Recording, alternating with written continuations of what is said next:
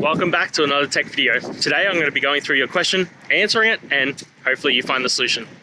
Now, don't forget to stay just a little bit crazy like me, and you'll hopefully get to the resolution.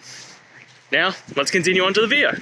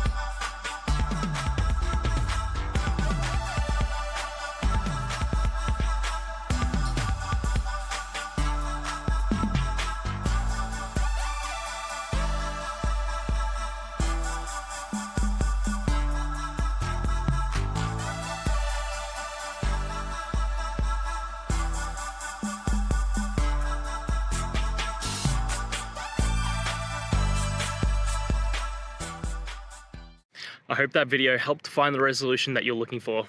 And if it did, please, I'd appreciate it if you could hit subscribe. Until the next time that you need more technical help, I hope you have a great one.